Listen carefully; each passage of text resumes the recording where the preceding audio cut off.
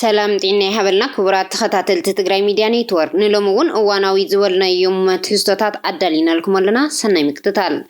ሽዱሽተ ውድባት ትግራይ መግለፂ ይበን ካብ ሽዱሽተ ውድባት ትግራይ ዝተወሃበ ሓበራዊ መግለፂ ሓበራዊ ኣልሲ ጀሚርና ዝብል ትሕዝቶ ዘለዎ እዩ ውድብ ናጽነት ትግራይ ውናት ዓረና ትግራይ ዲሞክራሲን ላዕላውነትን ዓረና ሳልሳይ ወያነ ትግራይ ተሳወት ትንሳኤ ሰብዓ እንደርታ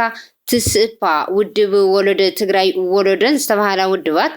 ንኩሎም ፖለቲካዊ ሓይልታት ዝሓቆፈ ዝተዓጠቁን ዘይተዓጠቁን ናብ ምስረት ሓቋፋይ ጊዜያዊ መንግስቲ ዘቕንዐ ዘተ ፖለቲካዊ ሓይልታት ክግበር ብተደጋጋሚ ጻውዒት ምግባርን ኣዘኻኺረን ነቲ ብርኪ ትግራይ ዝግበር ዘተ ብመንጎኝነት ከሳልጡ ብደንብ ዝተሰመዩ ኣባላት ቡልቆምን ኣብ ናይ ሓባር ውድባት መድረኽ ዕውት ዘተ ክግበር ሰፋሕቲ ጻዕርታት ጌርና ኢና ይብላተን ውድባት ብተወሳኺ ድማ ዝተዓወቱ ዓድን ህዝብን ዘድሕኑን ዘሳገሩን ዕውታት ዘተታት ዝተፈላለዩ ህዝብታት ዓድታትን ብምጥቃስ ትግራይ ኣትያታ ካብ ዘላ ናይ ህልውና ሓደጋ ትወፀሉ ከይዲ ዘተ ክግበር ክንዲ ዝኣክል ተንቀሳቒስና ክብላ ገሊፀን ኣብ መግለፂ ይኹን እምበር ሓቆፋይ ሓቀኛ ናይ ፖለቲካዊ ሓይልታት ዘተ ትግራይ ትድሕነሉ መማረፂ ዋላ እኳ እንተኾነ ስልጣን ብምብሓት ዓዲ ኣብ ምፍራስ ዝወፈረ ሓይሊ ክብሉ ዝገለፅዎም እዚ ከይዲ ከይዕወት መኻልፍ ኮይንና ክብሉ ከሲሶም ኣለዉ እዚ ክሶም ንሕወሓት እዩ ተጋሩ ተኣኪብና ከይንዛተ ጉዳይ ትግራይ ብተጋሩ ከይውሰን ናብ ብረት ዝተሰጋገረ ፖለቲካ ትግራይ ክብሉ ይገልፅዎም ናብ ሰላማውን ሕጋውን ፖለቲካዊ ቃልሲ ከይምለስ ብሄራዊ ረብሓታት ትግራይ ንምርግጋፅ ዝተግህ ሓቋፋይ ጊዜያዊ መንግስቲ ከይምስረት ሓሊኹ ብምሓዝ ኣብ ትግራይ ተፈጢሩ ዘሎ ኩለ መድያዊ ቅልውላው ክጋደድ ይሰርሕ ኣሎ ኢሎም ኣለዉ እዚ ጉጅለ ፖለቲካዊ ሜዳ ትግራይ ንሰላማውን ሕጋውን ቃልሲ ዕፁብ ብምግባር ምስ ግዳማዊ ሓይልታት ብፍላይ ድማ ምስ መንግስቲ ኤርትራን ሓይልታት ፋኖን ጽምዶ ፈጢሩ ክብሉ ይኸስዎም ብኻልእ መዳይ ሕወሓት ኣባላት ሓይልታት ጸጥታ ብውልቀ ነበ ፖለቲካ ዝነጥፉ ተጋሩ ይጨዊን ይዕፍኑን ኣለዉ ዝብል ክስ እውን ኣቕሪቦም ብፍላይ ድማ ነበር ላዕለዋይ ኣመራርሓ ሓይልታት ጸጥታ ትግራይ ብርጋዴር ጀነራል ጉዕሽ ገብረን ብርክት ዝበሉ ኣመራርሓ ኣባላት ሓይልታት ጸጥታ ትግራይን ከምኡውን ነጠፍቲ ማሕበራዊ ሚድያን ኣብ ዝሓለፉ መዓልትታት ተጨውዮም ክብሉ ከሲሶም እዞም ወገናት ክሳብ ሕዚ ናብ ምገበያ ኣይቀረውን ዘለዉ ቦታውን ይፍለጥን ኢሎም ብምዃኑ ሕዚ ብዘለውሉ ምዕባለታት እዚ ተግባር ጨውያ ናብቲ ዘይመትከላዊ ጽምዶ ዝቃወሙ መራሕቲ ፖለቲካዊ ውድባት ውልቀ መንቃሕቲ ማሕበራዊ ሚድያ ኣመራርሓ ኣባላትን ጸጥታ ካልኦት ነዚ ሓይሊ ዝቃወሙ ወገናት ክቕፅል ምዃኑ ምርዳእ ክኢልና ኣለና ብምባል ሓሙሽተ ጠለባት ድማ ኣቕሪቦም እዮም ኣብ ልዕሊ ጀነራል ጉዕሽ ገብረን ካልኦት ኣባላት ሓይልታት ጸጥታን ዝተፈጸመ ዓፈና ዕጡቃትን ሲቪላት ተቃልስቲ ተጋሩ ኣብ ሰላማዊ ቃልሲ ዝነበረቶም ንእሽተይ ተስፋ ተወዲያ ናብ ብረታዊ ቃልሲ ከም መማረፂ ዘይብሉ መማረፂ ክወስዱን ንሕድሕድ ኩናት በር ዝኸፍትን ሓደገኛ ተግባር ስለ ዝኾነ ብጽኑዕ ንወግዝ ኢሎም ኣለዉ ጀነራል ጉዕሽ ገብረን ካልኦት ዝተጨወዩ ኣባላት ሓይልታት ጸጥታ ትግራይን ብህፁፅ ክፍትሑ ድማ ፀዊዖም ምስ መንግስቲ ኤርትራ ዝግበረ ጽምዶ ዝተሰመየ ናብ ኢድ መንግስቲ ኤርትራ ንምእታው ትግራይ ማእኸል ኩናት ዕግርግርን ዝገብር ሓደገኛ ምንቅስቃስ ይኽብሉ ድማ ነፂጎሞም ብብርኪ ትግራይ ዝተገበረ ዘተን ብኢድ ኣታውነት ውድ ሕወሓት ብኣተሓባባራይነት ጊዜያዊ ምምሕዳርን ተኸሊፉ እዩ ይኹን እምበር ዝተሓላለኸ ፀገም ትግራይ ሕዚ እውን ብሓቋፋይ ዘተ እዩ ዝፍታሕ ዝብል ልዑል እምነት ኣለና ኢሎም ብምዃኑ እውን ኩሎም ፖለቲካዊ ሓይልታት ትግራይ ብዘይ ቅድመ ኩነት ብማዕርነትን ዝሳተፍሉ ዘተ ክግበር ኩሉ ወገን ጸጥታ ክገብር ይግባእ ድማ ኢሎም እዮም ሕወሓት ብስም ጉድኣት ኩናት ተመዛበልቲ ወገናትን ካልኦት ክፋላት ሕብረተሰብን ካብ ህዝቢ ብሓይሊ ክእክቦ ተሊሙ ዘሎ 6 ቢልዮን ብር ነቲ ብኩናት ዝዓነወ ቁጠባ ትግራይ መሊኡ ሒቑ ዝሰብር እዩ ክብሉ ገሊፆም ኣለዉ ነቲ ብኽባን ዕፅዋን ዝተሃሰየ ህዝቢ ናብ ዝኸፍአ መከራ ዘእቲ እዚ ኣውጫጭ ዕዳ ንጉስ ስለ ዝኾነ ደው ክብልን ህዝብና እውን ኣይኸፍልን ኢሉ ብሄራዊ እምቢታ ክገብር ንፅውዕ ኢሎም እቲ ብሽም ወገናት ክእከብ ተሓሲቡ ዘሎ ገንዘብ ንውግኣትን ተመዛበልትን ከም ዘይውዕል ብተደጋጋሚ ስለ ዝተረኣየ ውድ ሕወሓት እውን ዘይመን ምዃኑን ስለ ዘረጋገፀን እዚ ጉጅለ ዝገብሮ ዘሎ ዓይነት ምትእኽኻብ ሃፍቲ ቅቡልነት የብሉን ክብሉ ነፂጎም ኣለዉ ንሕና ሽዱሽተ ውድባት ፖለቲካ ተኸታተልትን ቀጻልነትን ዘለዎም ቃልስታት ስለንገብር ህዝቢ ድማ ቀጻሊ ኣብ ንገልጾ ፖለቲካዊ ቃልሲ ሓዊርና ክንቃለስ ንጽውዕ ብምባል እቶም 6 ውድባት 14 ጥሪ 2018 ዓመተ ምህረት ዘውጽኡ ሓበራዊ መግለጺ ሓቢሮም እዚ ከምዚ እናሃለወ አብይ አሕመድ ሓድሽ ናይ ቀረጽ ረቂቅ ኣውፅሎም እቲ ሕዚ ዝወፀ ደንቢ ቁጽሪ 576 እዝባር 2025 ካብ 1 ሊትሮ ነዳዲ ከይተረፈ ቀረጽ ዘቕርጽ እዮም ካብ ለካቲት 1 2018 ዓመተ ምህረት ጀሚሩ ኢትዮጵያ ካብ ተጠቀምቲ ግልጋሎት ቴሌኮም 5 ሚታዊ ካብ 1 ሊትሮ ነዳዲ ድማ 1 ቅርሽን ካልኦት ግልጋሎታትን ሓዊሱ ንስራሕቲ ኮሚሽን ኣመራርሓ ስጋትን ሓደጋን ከም ትቆርጽ ያፍሊጣ ዘላ እዚ ከምዚ እናሃለወ ኣብ ትግራይ ሕጽረት ቅርሺ የጋጥም ምህላው እናተገለጸ እዩ ካብ ፌደራል ዝመጽእ መጠን ቅርሺ ይኹን ነዳዲ ከም ዝነከየ ዝፍለጥ እዩ አብይ አሕመድ መንግስቲ ትግራይ ንኹናት ይዳለሉ ኢሉ ስለ ዝሓስብ ናብ ትግራይ ዝኸይድ መጠን ነዳድን ቅርሺ ነኪይዎ ኣሎ ዝብሉ ሃው ትርኢቶም ቅድሚ ኢሉ ኣብ ትግራይ ብወርሒ 15 ሚልዮን ሊትሮ ነዳዲ ካብ ፌደራል መንግስቲ ትረክብ ነይራ በመባል ካብ ዝሓለፈ ወርሒ ጀሚሩ ሕዚ መጠን ናብ ትግራይ ዝኣቱ ነዳዲ ናብ 850,000 ሊትሮ ወሪዱ ከም ዘሎ እዮም ዝገልጹ እዚ ድማ ካብቲ ዝኣቱ ዝነበረ 7 ሚታዊ ከባቢ ጥራሕ ምዃኑ እዮም ዝሕብሩ ኣብ ትግራይ ካብ ዘለዋ ባንክታት 25 ቢልዮን ጥረ ቅርሺ ወፂኡ ኣብ ኢድ ነጋዶ ስለ ዝኣተወ ባንክታት ብሕጽረት ቅርሺ ሳቅያ ከም ዘለዋ ድማ ይረአ ኣሎ ይብሉም ነሲዑ ድማ ዋጋ ሓደ ቅርሺ ኣብ ትግራይ ናብ ባዶ ነጥቢ 95 ሳንቲም ወሪዱ ከም ዘሎ እዮም ዝሕብሩ ቦርድ መረጻ ኢትዮጵያ ኣብ 2018 ዓመተ ምህረት ዝካየድ መረጻ ትግራይ ካብ ብሕዚያ ኣብያተ ጽሕፈት ናውጣታት መረጻ ከተዳሉ ዝገልጽ ደብዳቤ ጽሒፍ እዩ መንግስቲ ትግራይ ድማ 10 ቢልዮን ዝጽጋዕ ሃፍቲ ናይ ምእካብ መርሃ ግብሪ ዕላዊ ገይሮሎም ነዚ እውን ህዝቡ ንኽሕግዞ ጻውዒት ምግባሩ ዝፍለጥ እዩ እዘን ኩለ ነጥብታት ብዘይካ ነዳድን ሸቐጣትን ናብ ኤርትራ ይሸግረሎ ዝብል ክሲ ኩለን ኣብ መወዳእታ 2012 ዓመተ ምህረት ብቀደም ሰዓብ ተላዒለን ዝነበረ ኣጀንዳታት ምዃነን እዮም ዝሕብሩ ካብዚ ቀፂልና ምርድዳ ኣብ ቀንዲ ውራያት ፖለቲካ ትግራይ ብዝብል ዝተዳለወ ኣብ ማሕበራዊ ሚድያ ዝረኸብናዮ ጽሑፍ ናዋኹም ክነብል ፖለቲካ ሽርክና ምክያድ የድልየና ዶ ዋላስ ዝብል ኣብ ትግራይ ብፍላይ ድማ ድሕሪ ስምምዕ ውዕሊ ፕሪቶርያ ቀንዲ መዘራረቢ ዝኾነ ጉዳይ እዩ እቲ ህዝቢ ትግራይ ኣብ ሽቱኡ ንምብፃሕ ውሽጣዊ ምስጥጣም ምስ ዝመስሉና ኢትዮጵያውያን ምስ ኣብ ጎንና ዝርከቡ ሓይልታት ህዝብታት ረብሓና መሰረት ዝገበረ ሽርክና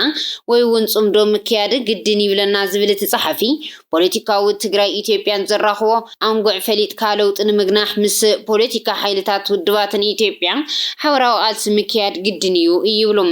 ኣብ ከባቢና ብተነጽሎ ዝመጽእ ዓወት ከም ዘይህሉ ተፈሊጡ ዝሓደረ እዩ ካብ ነጻነት ኤርትራ ክንምሃር ይግባእ ነጻነት ኤርትራ ዝተሳለጠ ኣብ አዲስ አበባ ብዝተኸሰተ ለውጢ ዲሞክራሲ ምንባሩ ኣይዝንጋዕን ኣብ 1991 ዓመተ ፈረንጂ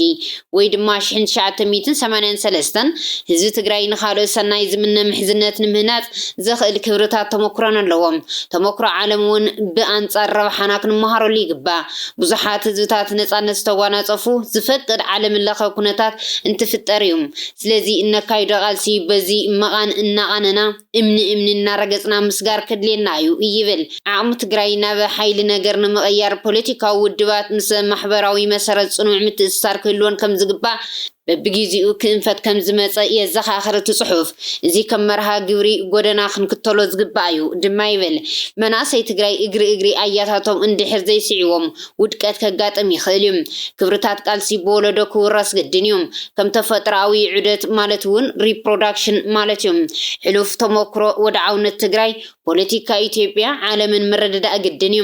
ህወሓት ኣብ ዝተፈላለዩ ምዕራፋት ቃልሲ ብዓወት ክሰግር ዝኽኣለ ዕድል ስለ ዝገጠሞ ይነበረን ዓርስኻ ምፍላጥ ማሕበራዊ መሰረትካ ምፍላጥ ለውጢ ዘየቋርጽ ምዃኑ ምርዳእ ፎቶውትኻ ምልላይ ተጸባእትኻ ምፍላጥን ዓለማዊ ኩነታት እውን ብምርዳእ ዘየቋርጽ ምድላው ብምክያድ ዝተዓወተ እዩ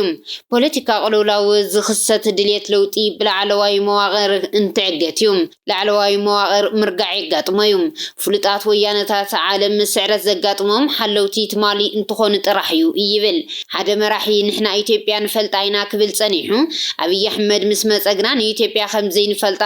ክዛረብ እንታይ ማለት እዩ ዝብል ሕቶ ምብግጋስ ግድን ይዝኸውን ይብል ሓደ እዋን እትፈልጦ ድሕሪ ዓመታት ጓና እንትኾነካ መሰንበዲ እዩ ሓደ ማሕበረሰብ ብፍላይ ድማ ሕብረ ብሔራዊ ሃገር ይፈልጦ ማለት ብመጽናዕቲ ክኸውን ይግባእ ሓደ ማሕበራዊ ሳይንስ ተመራማሪ ሓደ ፖለቲካ ዘለዎ ምርድዳ ሓደ ይኮነን ፖለቲከኛ ብምሁራት ዝተኻየደ መጽናዕቲ ተጠቃማዩ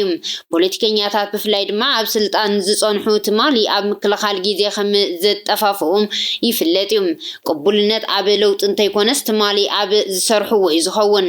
ፖለቲከኛታት አግሙ ለውጢ በዓልቶም እናጫጭሕዎ ከም ዝኸዱ ተፈሊጡ ዝሓደረ እዩ ይብል ሓድሽ ስርዓት ዝውለድ ኣብ ማህፀን ዝኣረገ ስርዓት ዝበሃል በዚ ምክንያት እዩ ናይ ፈረንሳይ ሪቮሉሽን ዝጸሓፈ አሌክስ ዶ ተኽቪል ለውጢ ቅድሚ ሪቮሉሽን ምምጽኡ ኣብ ትሕቲ ኣረጊት ስርዓት ዝተኻየደ ምዃኑ ዘረጋግጽ ሪቮሉሽን ዘድለየ ዝተጀመረ ለውጢ ንምዝዛም ምንባር እውን ይሕበር ይህወደግ ለውጢ ዝደሊ ወለዶ ፈጢሩ ከብቅዕ ንባዕሉ ንለውጢ ብዘይ ምድላው ስልጣን ተመንጢልዩ ማሕበራዊ ሓይሊ እንክግንፍል ዘይገመትናዮ ጋሻው ሕጅ ሒዙ ከም ዝመጽእ ብግዜ ምግንዛብ ዘድልዩ ጸሓፍቲ ኢትዮጵያ አጽቂጡ ጸኒሑ አገር ዝሰጎካ ክብሉ ይስማዕ እዩ እቲ ሓቂ ከምኡ እንተይኮነስ ፖለቲከኛ ረጅኡ ስለ ዝጽበእ እዩ ይብል አብይ አሕመድ ክመጽእ ገንፊል ዝመጸ ጽላኣት ትግራይ መብዛሕቲና ይግመትናየን እዚ ንትግራይ ቀቲሉ ዘይጸግብ ብሄርተኝነት መበቀሉ ካበይ ከም ዝመጸ ክንፈልጦ እንግደደሉ እዋን ጽባሕ ክድገም ስለ ዝኽእል እዩ ምስ ኢትዮጵያውያን ዘለና ርክብ ሸፋፊንካ ምሕላፍ ግባእ ኣይኮነን ፖለቲከኛ ዲያሎግን ውሕስ ህልውናን ክህልወና እንተኮይኑ ግልጽ ዲያሎግ የድልዩ ሕጊ ኢትዮጵያ ውሕስና እንድሕር ዘይገይሩልካ ህልውናና ብኸመይ ከም ዝወሓስ ክንረዳዳ ይግባእ ገለገለ መናእሰይ ኣያታትና ስለ ዘይሰምዑናስ ዓፋር ከይድና ተዓጢቕና ዝብሉ እንትንሰምዕ ጀኖሳይድ ዘስዓቦ ጸገም ከም ዘይተረድኦም ምግንዛብ ይከኣል እዩ ኣዲስ ኣበባ ከይዶም ምስኒ በዓል ዳንኤል ክብረት ዝመኽሩ እንትዕዘብ ብዙሕ ስራሕ ዘድሊ ይረዳካ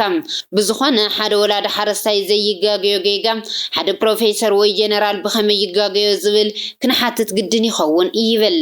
ቀንዲ ረቋሒ ቃልሲ ትግራይ ሕቶ ህልውና እዩ ህልውና ትግራይ ቀንዲ መቃለሲ ዝኾነሉ ምክንያት ጽንተት ብተደጋጋሚ ስለ ዝበጽሕና እዩ ፖለቲካዊ ሸርክና እውን እዚ ንምክልኻል ዘላቒ ውሕስ ህልውና ንክህልወና እዩ ይብል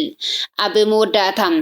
ክፋል ኦብነግ ዝርከብዎም ሰለስተ ውድባት ሰማንያ ሓድሽ ጥምረት ከም ዝፈጠሩ ተገሊጾም ብዓብድራሕማን ማህዲ ዝምራሕ ክፋል ግንባር ሓርነት ኦብነግ ካልኦት ክልተ ኣብ ክልል ሶማልያ ዝንቀሳቐሱ ፖለቲካዊ ውድባትን ልፍንቲ ንመሰል ዓርሰ ውሳነ ህዝቢ ሶማሊ ዝተባሃለ ጥምረት ከም ዝመስረቱ ኣፍሊጦም ነዚ ሓድሽ ጥምረት ዝመስረቱ ክፋል ኦነግ ኮንግረስ ፎር ሶማሊ ኮዝ ሶማሊ ሪጅናል ዲሞክራሲ አሊያንስ ኣብ ዘውፅዎ ሓበራዊ መግለጺ ደጊም ዘመነ ከንቱ ዝርርብ ኣውቂዑ እዩ ኢሎም ኣለዉ እቶም ሰለስተ ክልላዊ ውድባት ብዕለተ ሰሉስ 12 ጥር 2018 ዓመተ ምህረት እዮም ሓድሽ ጥምረት ምቋቋሞም ኣፍሊጦም እቲ ኣብ ገጻፍ ማሕበራዊ መራኸብታት ኦነግ ዝተዘርግሐ መግለጺ ከም ዝሕብሮም እቲ ሓድሽ ጥምረት ፖለቲካዊ ውዳበ ህዝቢ ሶማሊ ንምጥንኻር ዝዓለመ ከም ዝኾነ ዝተዋደደ ፖለቲካዊ ዲፕሎማስያውን ሲቪካውን ቃልሲ ዘመቻቹ ምዃኑ ይገልጽ ብተወሳኺ ምሕያል ሓበራዊ መሰላትን ክብርን ፖለቲካዊ መጻኢ ህዝቢ ሶማሊ ካልእ ምኽንያት ምቋቋም እቲ ጥምረት ከም ዝኾነ እዩ እቲ መግለጺ ጠቒሱ ሕዚ ኣብ ስልጣን ዘሎ ዝሓለፉ ካልኦት መንግስታት ኢትዮጵያን ኣብ ልዕሊ ህዝቢ ሶማልያ ዝኽተልዎ ስርዓት ፖለቲካዊ ምግላል ምልካውነት ዲሞክራሲያዊ ለውጢ ምግባርን መዋቕራዊ ኣድልዎ ስርዓታዊ ግሰት መሰረታዊ መሰላትን ብምፍጻም ዝፍለጡ ምንባሮም ገሊጾም ድሕሪ ምምጻእ መንግስቲ ቀዳማይ ሚኒስተር አብይ አሕመድ ንዕርቂ ምፍጻም ምስ ኦብነግ ዝተፈጸመ ስምምዕ ሓዊሱ ንዕርቅን ፍትሕን ዝከኣል ኩሉ መገድታት ፈቲና ኢና ኢሎም ግንባር ሓርነት ኦጋዴን ኦብነግ ኣብ 2018 ምስ መንግስቲ ኢትዮጵያ ዝተገበረ ስምምዕ ሰላም ስዒቡ ቅድሚኡ ዘካይዶ ዝነበረ ብረታዊ ቃልሲ ገዲፉ ናብ ሰላማውን ፖለቲካውን ቃልሲ ምእታው ዝዝከር እዩ ሕዚ ግን ክፋል እቲ ውድብ ዝርከቦ ጥምረት መንግስቲ ኣብ ክንዲ ዘተዓፈነ ኣሕይሉ ምዝመዛት ካላዊ ገይሩ ንህላወ ህዝብና ኣብ ሓደጋ ዘእቱ ፖሊስታት ተግቢሩ ክብል ነቲ ኣብ ስልጣን ዘሎ ስርዓት እውን ከሲሱ እቶም ሰለስተ ኣባላት እቲ ጥምረት ንዓና ንምጥፋእ ዝተፈሓሰ ውዲት ኣሎ ክብሉ ዝኸሰሱ ኮይኖም ድሕረ ዝስቕ ኢሎም ክሓልፍዎ ከም ዘይኽእሉ እዮም ገሊፆም ዓቕልና ተፀንቂቑ እዩ ይብሉ መንግስቲ በር ሰላም ዓፅዩ ኢሉ ዝኸሰሰ መግለፂ እቲ ጥምረት ዘበነ ከንቱ ዝርርብ ተወዲ ብምባል መርገፂ ሰለስቲኦም ውድባት ምዃኑ የብርሁ ይኣክል ዓቕልናን ዘለኣለ መውቂዒ እዩ ድማ ይብሉ ህዝቢ ሶማል መሰልና ዳግማይ ንምርግጋጽ ክብርና ክንመልስ መጻኢና ክነውሕስ ኢሎም ኣብ ዝጀመርዎ ቃልሲ ክዓስል ድማ ጻውዒት ተቕሪቦም ኣለዉ ብዘካዚ ምስ ኩሎም ንጭቆና ዝቃለሱ ኣብ መትከል ዝተመስረተ ሽርክነት ከም ዝምስርትዮም ኣፍሊጦም ኣብ ኢትዮጵያ ኣብይ ኣሕመድ ምምፁእ ስዒውን ኣብ መብዛሕትአን ክልላት ዘሎ ጎንፅን ዘስዓቦ ብርክት ዝበሉ ፖለቲካዊ ውድባት ጥምረት እናፈጠሩ ኣንጻር እቲ መንግስቲ ምቅላሶም ይቕፅልሉ እዮም ዘለዉ ክቡራት ተኸታተልቲ ትግራይ ሚድያ ኔትወርክ ነዚ ሰዓት ዘዳለናልኩም እዋናዊ ዛዕባታት እዚኦም ይመስሉ ነይሮም ንምክትታልኩም ካብ ልቢ ኣመስጊና ሰላም